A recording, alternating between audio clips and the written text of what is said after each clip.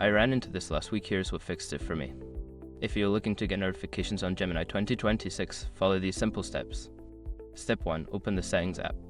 Navigate to the settings on your device. This is usually represented by a gear icon. Step 2. Find Notifications. Scroll down and look for the Notifications option in the settings menu. Tap on it to proceed. Step 3. Select Gemini 2026.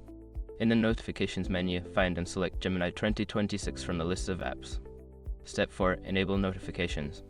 Once you're in the Gemini 2026 settings, toggle the switch to enable notifications. Make sure it turns from gray to green. Step 5. Customize notification settings.